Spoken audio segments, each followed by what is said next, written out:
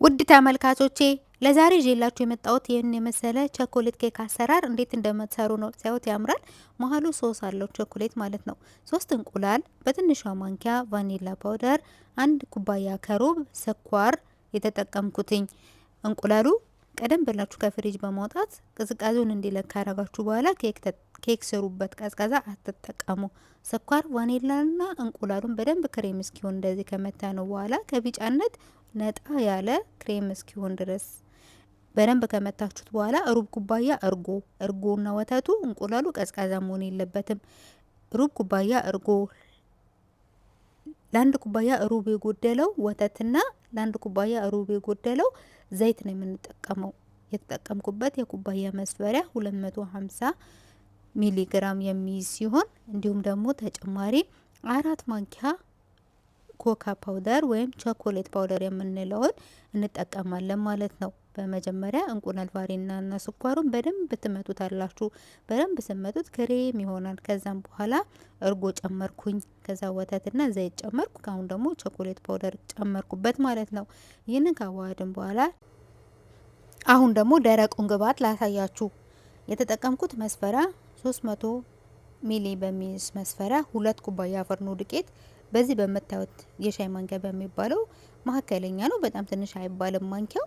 በጣም ሳንሞላ ድርበብ የሚሆን 3 ማንኪያ በትንሿ ማንኪያ 3 ቤኪንግ ፓውደር፣ 2 ማንኪያ ፍርኖ ዱቄት፣ ትንሽዬ ጨው እናረግና ወንፊት ላይ አድርገን በወንፊት እንነፋለን። ኬክ ስንጋግር በወንፊት መንፋታችን ሊጡ እንዳይጓጉል በቀላሉ እንዲበጠበጥ ይረዳናል ማለት ነው። ትንሽዬ ጨው ነው እዚህ ጋር መታየት ያደረኩት። ያዘጋጀነው ፈሳሽ አለ። ፈሳሹን ስትጠቀሙ እርጎውን፣ እንቁላልና ወተቱን ከፍሪጅ ቀደም ብላችሁ በማውጣት ቅዝቃዜው እንዲለቅ አድርጉ። እዚህ ጋር አሁን ኦቨኑን እንለኩሳለን። እኔ የተጠቀምኩት ኦቨን የለኮስኩት ከስር ሲሆን በ160 ነው። እዚህ ጋር የምንጋግርበትን ሳህን ዘይት በስሱ እንቀባና ይህንን ወረቀት እናደርግበታለን። ወረቀት ከሌላችሁ በዘይት በስሱ ትቀቡትና ከዛም በኋላ ፍርኖ ዱቄት ነስንሳችሁ ፍርኖ ዱቄቱን መልሳችሁ አራክፉት። ብዙ ከሆነ ሳህኑ ላይ በደንብ እንትን ሲል ቡኒ ይሆንባችኋል ወይም ደግሞ ያርባችኋል ማለት ነው ፍርኖ ዱቄቱ። ስለዚህ አታብዙበት፣ ዘይትም አታብዙ፣ ዱቄትም አታብዙበት። ይህ የምታዩት ወረቀት መሀሉ ላይ ክፍተት ስለሚፈጠር ክብ ሳህን ስለሆነ በመቀስ ይሄ እጥፍ ያለው ውስጡ መሀል ላይ ስናደርግ እጥፍ ያለውን እሱን በመቀስ ስትቆርጡት መልሶ ይስተካከልላችኋል ማለት ነው። እስከ ስር አትሂዱ፣ እስከ መጨረሻው ቁረጡት። ግን የክቡን ታች ያለውን አትንኩት። በዚህ መሰረት ጎኑንና መሀሉን በወረቀት ካረግም በኋላ ያዘጋጀነውን የኬክ ሊጥ በዚህ መልኩ ነው የምንጋግረው። እዚህ ላይ አድርገን ማለት ነው። ያችሁት ሊጡ ወደ ጎን አይሄድም፣ ከወረቀቱ አልፎ አይሄድም። በደንብ መሀሉም ጎኑም በደንብ አንድ ላይ ስለተገናኘ ወረቀቱ ማለት ነው። ይህንን ያዘጋጀነውን ፈሳሽ ፍርኖ ዱቄቱን ቀስ ቀስ እያልን የምናደርገው። አያችሁት? አሁን ዱቄቱ የለም፣ እንጨምራለን። ከዛም በኋላ 3 የሚሆን 4 እንደ ተመቻችሁ እንደ ሳህኑ ማለት ነው።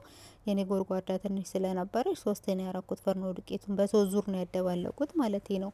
ከዛ ካደባለቃችሁ በኋላ እንደዚህ በምታዩት መልኩ ምንም እንዳልጓጎለ እርግጠኛ ከሆናችሁ በኋላ አያስቸግርም ለማደባለቅ በወንፊት ስለነፋችሁት ፍርኖ ዱቄቱን።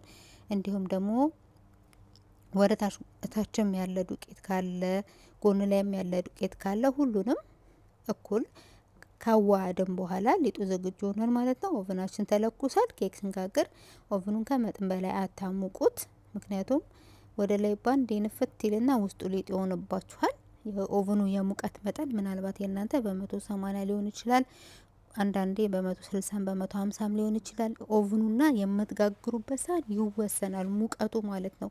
በየኦቨኑ ሲላይ ያስተጋገሩን ሁኔታችን ይለያል። የኦቨን በጣም ነው የሚግለው። እዩት፣ ወደ ላይ ነው ራሱ ከፍ አድርጌ ቁጭ ያረኩት። እንደዚህ ራሱ ሙቀቱ ሀይ ነው።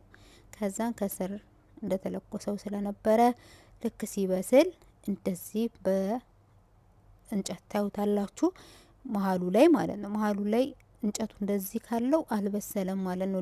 ሊጥ ነው ገና። ቢበስል ኖሮ እንጨቱ ንጹህ ሆኖ ይወጣ ነበረ። ከዛ ሲበስል ከላይ ተወሰነ ሰከንድ ብቻ እንለኩሳለን። ቸኮሌት ስለሆነ ብዙ ስለማያስታውቅ ጥንቃቄ አድርጉ። ከዛም በኋላ እንዲቀዘቅዝ ካረኩት በኋላ ከኦቨን አውጥቼ ሸፈንኩት።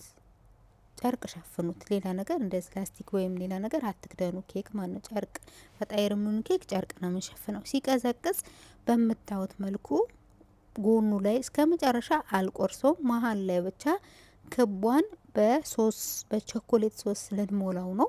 ምርጥ ኬክ ነው፣ ትወዱታላችሁ። ለአቀራረቡ ራሱ ልዩ ነው ለብፌ።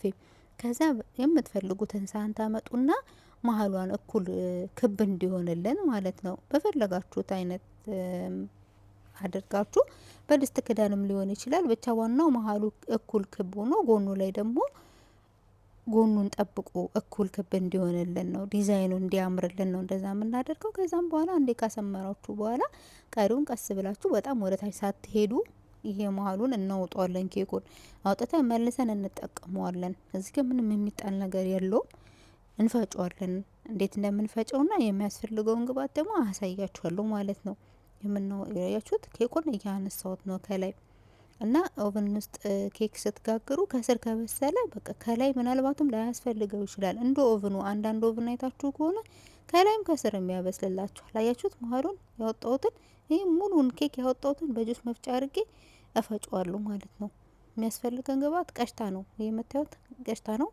170 ግራም ነው ውስጡ የያዘው ማለት ነው። ምናልባት በጣም ጥንጥየዋ ከሆነች የተጻፈውን አስተውሉ።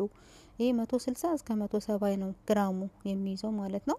ሙሉን ቀሽታ ነው የተጠቀምኩትኝ። እንዲሁም ደግሞ ወተት እናደርግበታለን። አያችሁት ግማሽ ኩባያ ወተት፣ ፈሳሽ ወተት ነው የተጠቀምኩትኝ። እንዲሁም ደግሞ ክረም ከራሜል ነው። ክረም ከራሜል እቺ ፓውደሩን ብቻ ነው የምንጠቀመው፣ እናደርግበታለን ማለት ነው። አንድ ላይ እንፈጨዋለን። እንዲሁም ደግሞ ይሄ ክሬማ ሻንቲ ነው። ማንኛውንም ክሬም መጠቀም ትችላላችሁ። ክሬማ ሻንቲ እንጠቀምና አንድ ላይ እሱንም እንፈጨዋለን ማለት ነው።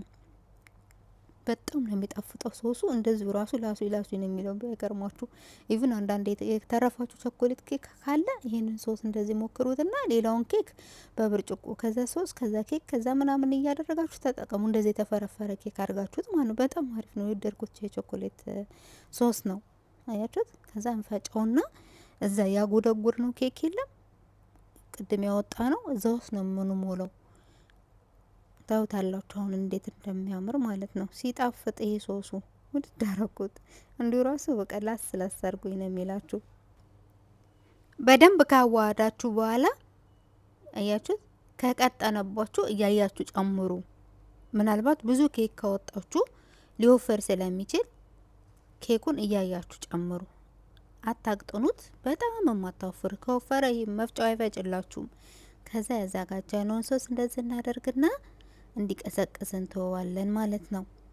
ከዛን ከላይ ደግሞ አይታችሁት ከሆነ በቸኮሌት ሸንተረር ነገር አይታችኋላል። እሱ ደግሞ ምን እንደሆነ አያሳያችኋለሁ።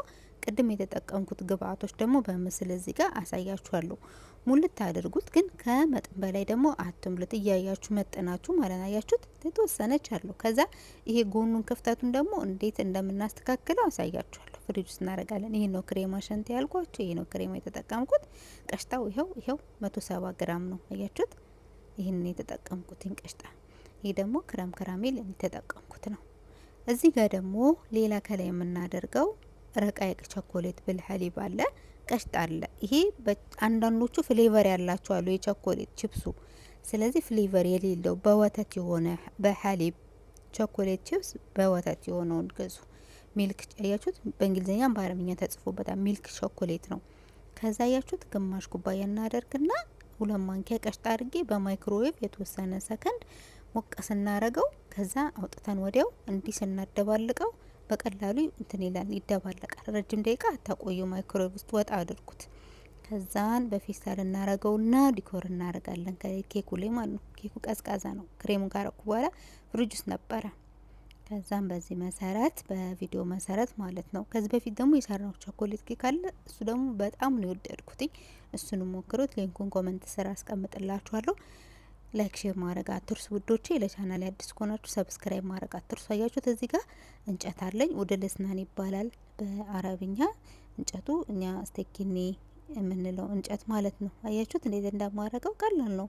ፌስታሉን ከዛ በመቀስ ትንጥዬ ቦታ ተቆርጡታላችሁ። ብዙ ዝርግፍ እንዳያረግባችሁ ማለት ነው። በቀጭኑ እንዲያሳምርላችሁ። ከዚህ በዚህ መሰረት እንዲያደርጉታላችሁ። ላይን ይማርካል። ለግብዣ ማቅረብ ትችላላችሁ። ኮራ ብላችሁ ማለት ነው። ምጽፉልኝ አስተያየት በጣም ደስ ይላል። አመሰግናለሁ። እጃችሁን ይባርከው ምጽፉልኝ ልጆች። ማሻላ ተባረካላ። ላይክ ሼርም እያረጋችሁ ለምታበረታቱኝ መልካም ስራችሁን አለ ይወደድላችሁ። አያችሁት? እንጨቱን አንዴ ስታሳምሩ መልሳችሁ እዛው አታስምሩ። ከዛ በሶፍት ጥርግ ታረጋላችሁ። አያችሁ? ትልቅ አድርጌላችኋለሁ እንዲታያችሁ ማለት ነው። አንዴ ከሄዳችሁበት በኋላ ሁለተኛውን በሶፍት ጥርግ። አያችሁት? ቀላል ነው። በጣም ነው የወደድኩትኝ። ከዚህ በፊትም ሰርቻለሁ። ድጋሚ ነው የሰራሁትኝ። ማሻአላ ተባረካለ። ላይን ይማርካል። ከዛን ይሄ ዳርዳሩ ማለት ነው ከፈለጋችሁ ቸኮሌት ረቃይቅ አለ። ቸኮሌት ረቃይቅ ማለት ስስ በቃ እንደ ቅርፊት ነገር የሆነ ቸኮሌት ማለት ነው። በሱ ዳሩ እንዲገው ማድረግ ትችላላችሁ የፈለጋችሁት። እኔ ግን በፍስቶቅ ነው ያረኩት። ያየሁትም ቪዲዮን በፍስቶቅ ስለነበረ የፍስቶቅ ፑስታሽዮ ማለት ነው። አረንጓዴውን ትገዙና ከዛም በኋላ ስትፈጩት በጣም ሳታደቁ ፍጩትና እንደዚህ ዲኮር ይሆንላችኋል። ያምራል፣ ላይን ይማርካል። ቀዳዳውንም ይሸፍንላችኋል። የበለጠ ውበት ይሰጧል ማለት ነው። በዚህ መሰረት ነው ይህንን የመሰለ ቸኮሌት ኬክ የሰራሁት። ሲቆረስ መሀሉ ሶስ አለው። በጣም ነው የሚጣፍጠው።